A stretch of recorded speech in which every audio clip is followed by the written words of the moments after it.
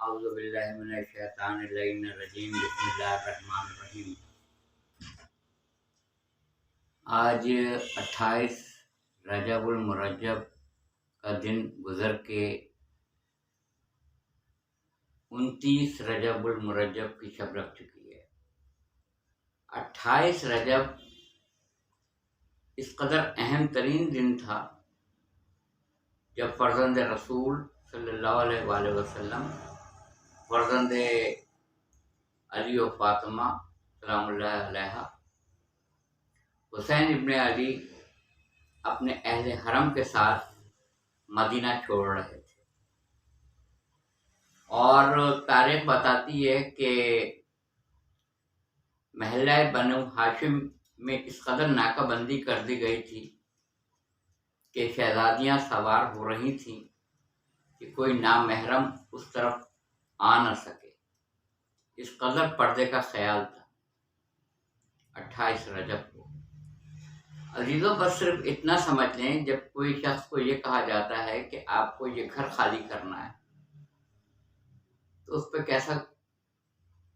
کیسی گزرتی ہوگی، اس کو کیسا لگتا ہوگا جب اس کو یہ کہا جاتا ہوگا کہ آپ کو یہ گھر چھوڑنا ہے، یہ وطن چھوڑنا ہے، یہ شہر چھوڑنا ہے۔ یہی خبر سب سے بڑی قیامت ہے۔ وہ مدینہ جہاں پہ رسول خدا صلی اللہ علیہ وآلہ وسلم مسجد نبوی میں خطبہ دیا کرتے تھے اپنے اصحاب کی موجودگی میں، جہاں اس قدر اہل بیت سے اور ان کے چاہنے والوں سے محبت کی جاتی تھی، وہ شہر کیوں اس نہج پر پہنچ گیا تھا سن 60 ہجری میں کہ حسین ابن علی کو مدینہ چھوڑنا پڑا۔ بہت قیامت خیز یہ منظر ہے تاریخ اسلام کا، اور جہاں سے واقعات کرب و بلا کی ابتدا ہوتی ہے 28 رجب۔ تاریخ بتاتی ہے کہ قمر بنی ہاشم، عباسی علمدار، شہزادہ علی اکبر، قاسم ابن حسن، شہزادہ اون محمد، حضرت حنفیہ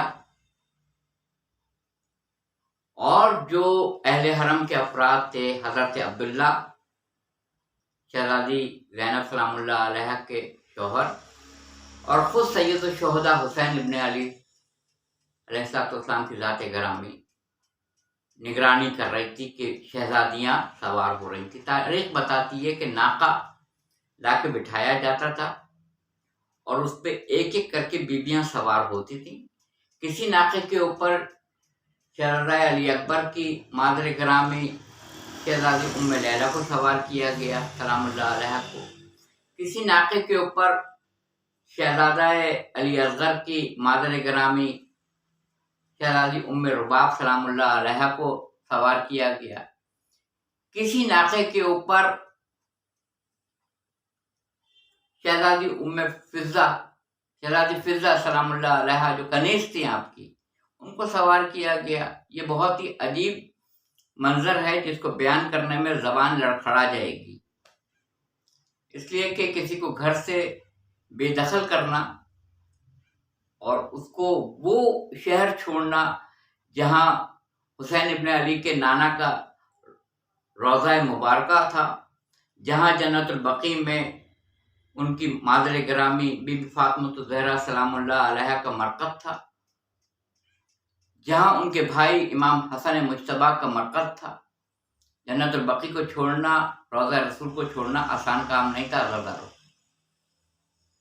بہت ہی عجیب مناظر تاریخ نے رقم کیے ہیں۔ ایک ایک ناقے کے اوپر ایک ایک بیبیوں کو سوار کیا جاتا تھا۔ ایک ناقے کے اوپر سارے اہل حرم موجود تھے۔ ایک ناقے کے اوپر شہزادی ام فروہ سلام اللہ علیہ کو سوار کیا جاتا ہے، جو آپ زوجہ تھی امام حسن مجتبیٰ علیہ السلام کی، ان کو سوار کیا گیا۔ تاریخ کہتی ہے جب بیبیاں سوار ہونے لگیں اور ناقے آگے بڑھنے لگے ایک ایک کر کے، تو ایک ناقہ ایسا آیا جس پہ شہزادی ام کلثوم مولا کائنات علی بن ابی طالب علیہ السلام کی دختر بیٹی وہ سوار ہوئیں۔ اتنے میں تاریخ میں یہ واقعات ملتے ہیں کہ ایک دفعہ ہلچل ہوئی۔ حسین ابن علی، ابھی تک تو قمر بنی ہاشم عباس ابن علی، شہزادہ علی اکبر، شہزادہ قاسم ابن حسن، اون محمد اور حضرت حنفیہ، حضرت عبداللہ، یہ سب شہزادیوں کو سوار کر رہے تھے۔ ایک دفعہ ہلچل ہوئی، تاریخ نے بتایا کہ حسین ابن علی کرسی سے کھڑے ہو گئے۔ دیکھا شہزادیوں کے جھرمٹ میں مولا علی کی بڑی بیٹی زینب بنت علی سلام اللہ علیہا اپنے حجرے سے برآمد ہوئی۔ شہزادیوں کے جھرمٹ میں حسین ابن علی جب کھڑے ہوئے اپنی بہن کی تعظیم کے لیے کہ وہ ناقے پہ اب سوار ہوں گی، تو عباسی علمدار نے کہا جاتا ہے اپنے زانو کو خم کیا، اپنی بہن کا شانہ حسین ابن علی نے تھاما۔ علی اکبر آگے بڑھے، قاسم ابن حسن آگے بڑھے، اون محمد آگے بڑھے۔ حسین ابن علی نے خود بہن کا شانہ تھام کے پشت ناقہ پہ سوار کیا اپنی بہن کو۔ پردے پڑے ہوئے تھے، کوئی نامحرم اس طرف نہیں تھا۔ اس جاؤ حشم کے ساتھ یہ سواریاں 28 رجب کو مدینے سے مکہ معظمہ کے لیے روانہ ہوئی۔ کوئی تو ایسا ہوتا جو بڑھ کے پوچھتا کہ فرزند رسول کہاں کا قصد ہے، کہاں کا سفر ہے؟ ایک شخص کا جو کہ آپ کے عزیز بھی تھے، رشتہ دار بھی تھے، چچا بھی تھے، ابن عباس، انہوں نے پوچھا کہ فرزند زہرا کہاں کا قصد ہے؟ کہا جاؤں گا کربلا جاؤں گا، مگر پہلے مکہ معظمہ جاؤں گا، حج کروں گا، اور اس کے بعد سے کربلا معلیٰ کے لیے، عراق کے لیے روانہ ہو جاؤں گا۔ تو کہا کہ یہ چھوٹے چھوٹے بچے آپ کے ہمراہ جا رہے ہیں، گھر کی خواتین جا رہی ہیں، ان کو ساتھ لے کے جا رہے ہیں؟ کہا ابن عباس یہی میرے نانا نے کہا تھا، یہی تھا، طفلی کا وعدہ میں پورا کرنے جا رہا ہوں، یہی ہے۔ تو اتنے میں ابن عباس کہتے ہیں رضی اللہ تعالیٰ عنہ، فرماتے ہیں کم از کم اپنی بہنوں کو تو چھوڑتے جائیں، ام کلثوم، زینب کبریٰ کو تو چھوڑتے جائیں۔ اتنے میں کسی شہزادی کی آواز آئی پردہ محمل کے اندر سے، ابن عباس کیا بہن کو بھائی سے آپ چھڑانا چاہتے ہیں؟ اسی لیے آپ کا لقب ہے شریکت الحسین۔ حسین ابن علی کا جو مشن تھا کربلا کا، اس میں اگر ثانیہ زہرا، زینب کبریٰ، ام المصائب جناب شریکت الحسین زینب کبریٰ سلام اللہ علیہا نہیں ہوتی تو واقعات کربلا نامکمل تھے۔ کربلا مکمل بیان ہی نہیں ہو سکتی ہے جناب زینب سلام اللہ علیہ کے بغیر اور امام زین العابدین علیہ السلام کے بغیر۔ میں کیونکہ جذباتی کیفیت میں یہ واقعات کو آپ کے سامنے پیش کر رہا ہوں کہ میں امام زین العابدین علیہ السلام کی شخصیت کا نام لینا بھول گیا تھا، معافی کا خواستگار ہوں۔ اہل بیت اطہار روانہ ہو رہے ہیں مدینہ منورہ سے۔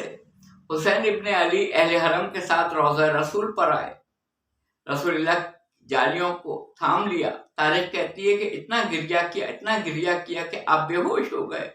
اسی ہی میں غشی کے حالت میں آپ نے رسول اللہ صلی اللہ علیہ وسلم کی زیارت کی۔ جب ہوش میں آئے تو کہا کہ میں نے اپنے نانا کو ابھی دیکھا ہے، وہ کہہ رہے تھے کہ بیٹا حسین مجھ سے آ کے جلدی سے مل لو، طفلی کا وعدہ پورا کرو۔ وہ وعدہ پورا کرنے کا وقت آ گیا ہے۔ تاریخ کہتی ہے اس کے بعد سے حسین ابن علی نے اپنے بھائی کے مرقد پہ جنت البقیع میں حاضری دی، اور جب اپنی ماں کے مرقد پہ گئے تو اس طرح گھٹنوں کے بل چلتے ہوئے گئے جیسے کوئی بچہ اپنی ماں سے لپٹنے کے لیے بے چین ہوتا ہے۔ اس طرح سے حسین ابن علی دوڑتے ہوئے اپنی ماں جناب فاطمہ زہرا کے مرقد پہ گئے اور اپنے آپ کو گرا لیا۔ اماں میں مدینہ چھوڑ رہا ہوں، اماں میں مدینہ چھوڑ رہا ہوں، میں آپ کا مرقد چھوڑ رہا ہوں، میں مدینے سے رخصت ہو رہا ہوں اہل حرم کے ساتھ۔ یقیناً آواز آئی ہوگی بیٹا تم نے مدینہ چھوڑا ہے، میں مرقد چھوڑ رہی ہوں۔ تم نے مدینہ چھوڑا، میں اپنی قبر چھوڑ رہی ہوں، اور جہاں جہاں حسین ساتھ کچھ واقعہ ہوا، یہاں تک کہ جب آپ نشیب میں گئے تھے تو تاریخ کہتی ہے حمید ابن مسلم کہ میں نے ایک سیاہ پوش بی بی کو دیکھا جو اپنے بالوں سے ریگزار کربلا خود کی زمین کو صاف کر رہی تھی۔ بڑے عجیب مراحل ہے۔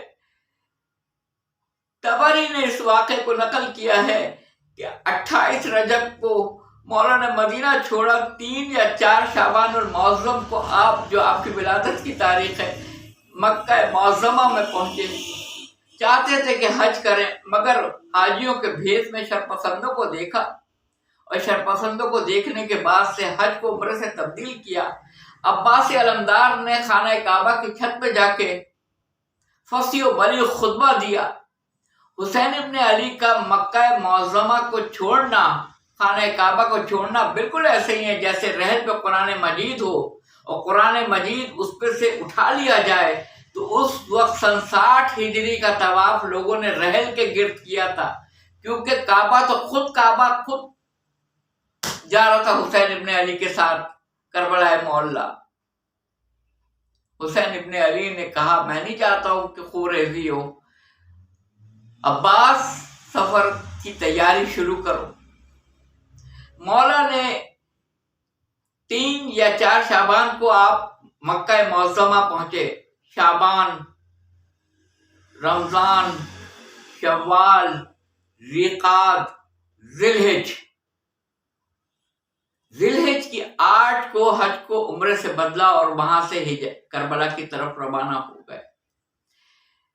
میں نے کسی دن یہ لوگوں سے کہا تھا اور میں نے اپنی گفتگو میں بھی کہا تھا، جتنی ہجرت آل محمد کے مقدر میں آئی، کبھی مدینے سے آپ جب علی ابن ابی طالب علیہ السلام نے مدینے کو چھوڑ کے کوفے کو اپنا دارالخلافہ بنایا تو اہل بیت کوفہ چلے گئے۔ جب علی ابن ابی طالب کی شہادت ہوئی تو پھر آپ کوفے سے، عراق سے پھر مدینہ اہل بیت آ گئے۔ پھر 28 وہی تھی جب مدینے سے حسین ابن علی اپنے اہل حرم کے ساتھ جا رہے تھے۔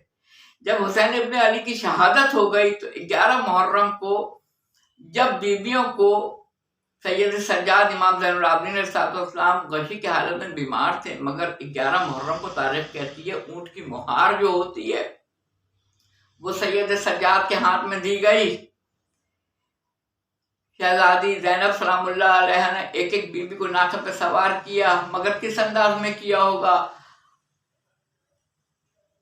رسیاں لائی گئیں اور شہزادیوں کے ہاتھ پس گردن باندھے گئے اور ان کو ناقوں پہ سوار ہوئی وہ، اور اس طرح سے زوال کے بعد یہ قافلہ تیار ہوا اور آگے آگے نیزوں کے اوپر شہداء کے سر تھے۔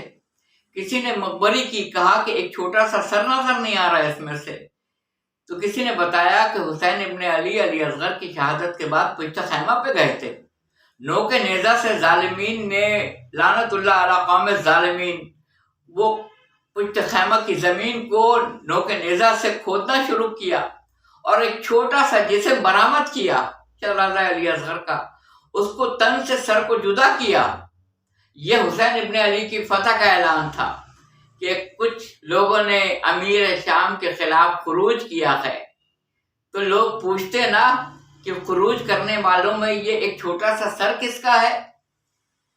تو آج پتہ چلا کہ شہزادہ علی اصغر کو کیوں شامل کیا گیا تھا منصب شہادت پر۔ یہ حسین ابن علی کی فتح کا اعلان تھا۔ تو اس سر کو کاٹ کے نوک نیزہ پہ آویزہ کیا گیا علی اصغر کے سر کو، جو فتح کا اعلان تھا کہ اگر امیر شام کے خلاف خروج ہوتا تو بچے خروج نہیں کرتے ہیں۔ یہ حسین ابن علی کی فتح کا اعلان تھا۔ 28 رجب کے واقعات کو میں کیا رقم کروں گا؟ نہیں کر سکوں گا، کر ہی نہیں سکوں گا۔ تعزیت دوں گا وقت کے امام کو، امام عصر، بقیت اللہ، قائم آل محمد، حجت خدا، امام مہدی علیہ السلام عجل اللہ تعالیٰ فرجہ کی خدمت میں تعزیت پیش کروں گا۔ بالخصوص تعزیت دوں گا رسول خدا کو، ان کے فرزند حسین ابن علی کی۔ تعزیت دوں گا خاتون محشر بی بی فاطمہ الزہرا کو، علی مرتضیٰ کو، ان کے فرزند کی، اور اہل حرم کی تعزیت دوں گا کہ میں نکل رہا ہوں اپنے نانا کے دین کو بچانے کے لیے، اور عمل بالمعروف، معروف کہتے ہیں اس اچھائی کو جو کسی خیر کی جانب سے کسی شخص کے اندر سے وہ اچھائی بیدار ہو، اسے معروف کہتے ہیں۔ معروف، منکر وہ برائیاں ہیں جو اندر سے بیدار ہوتی ہیں۔ اس وقت معروف کا نمائندہ حسین ابن علی تھے اور منکر کا نمائندہ یزید جیسا حاکم تھا۔ تو میں جا رہا ہوں امر بالمعروف و نہی عن المنکر کے لیے، اندر سے لوگوں کے کردار کو بیدار کروں گا، اس کے لیے جا رہا ہوں۔ یہی وجہ تھی کہ روز عاشور استغاثہ بلند کیا آپ نے، حل من ناصر ینصرنا، لا جن آئے، اگر آپ کہیں تو میمنے کو میسرے میں، میسرے کو میمنے پہ قلب میں الٹ دوں۔ کہا کہ نہیں، کیا فرزند لہرا کو کیا کسی ہتھیار کی ضرورت تھی؟ نہیں۔ کسی لشکر کی ضرورت تھی؟ نہیں۔ پھر کیوں کہہ رہے ہیں حل من ناصر ینصرنا، تم میں کوئی ہے جو میری مدد کرے؟ کردار کی مدد چاہیے تھی۔ تاریخ بتاتی ہے کہ قیام حسینی سے ادھر کوئی نہیں گیا، یزیدی افواج سے 4 افراد نکلے، جناب حر علیہ السلام، ان کا بیٹا علیہ السلام، ان کا غلام علیہ السلام، ان کا بھائی علیہ السلام۔ وہ وہاں سے آئے، اپنے ہاتھوں کو رومال سے بندھوایا، اور یہاں سے عباس ابن علی کو حسین ابن علی نے کہا، عباس، علی اکبر، قاسم اور محمد میرا مہمان آ رہا ہے۔ جا کے جناب حر نے اپنے آپ کو قدموں پہ گرا دیا، مولا تقصیر ہوئی، مولا خطا ہوئی، مولا میں آپ کو گھیر کے لایا تھا، مولا مجھے معاف کر دیجئے۔ حسین ابن علی نے گلے سے لگایا اور بوسہ دیا اور کہا، حر میں نے بھی معاف کیا، میری ماں نے بھی تم کو معاف کیا۔ بس آخری میں ڈاکٹر ہلال نقوی کا یہ کلام پڑھ کے گفتگو کو تمام کروں۔ حسین، وقت نے سمجھا نہ کل نہ آج تجھے، پرکھ سکا نہ کسی دور کا سماج تجھے، شعار گریہ پہم کے ضابطوں کی قسم، عمل سے دے نہ سکا آدمی خراج تجھے۔ محب کہتے ہیں چاہنے والے کو، شیعہ کہتے ہیں جو قول کو بھی مانے اور عمل بھی کر کے دکھائے۔ افسوس اسی بات کا ہے مجھ سمیت، ہم محب تو ہیں محمد اور آل محمد کے گھرانے کے، علیہ السلام کے گھرانے کے، ہم ویسے شیعہ نہیں بن سکے جو قول میں بھی ایک ہوں، عمل میں بھی ایک ہوں۔ وآخر دعوانا الحمدللہ رب العالمین۔